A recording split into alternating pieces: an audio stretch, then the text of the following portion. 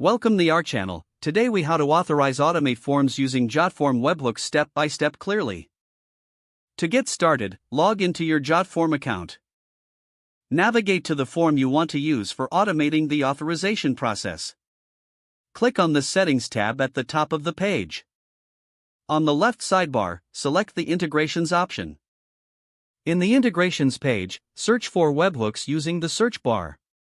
Click on the Webhooks integration option that appears. A new settings window will pop up. In this window, you will need to enter your webhook URL.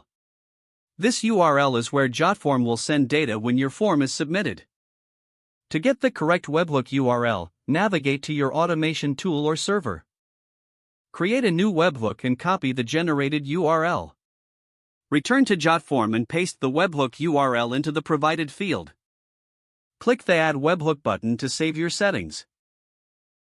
You should see a confirmation indicating that your webhook has been added successfully. Next, you may want to set up a response mechanism on your server. This means configuring the server to handle incoming data from JotForm. Make sure your server can parse JSON data, as JotForm sends data in this format. Once your server is set up, test the webhook with a submission from your JotForm. Fill out your form and submit it to send data to the webhook. Check your server or automation tool to confirm it received the data. If everything is set up correctly, you should see the form submission data. Make any necessary adjustments to your server script to process the incoming data. Once configured, you can integrate additional logic to authorize or manage these submissions.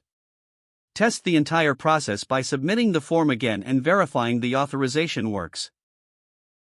Make sure to review your server's logs for any potential issues. If you encounter any errors, troubleshoot by checking your webhook URL and server responses. Once satisfied with the setup, you're ready to implement the automated authorization process. You have now successfully set up webhooks to automate your forms with JotForm.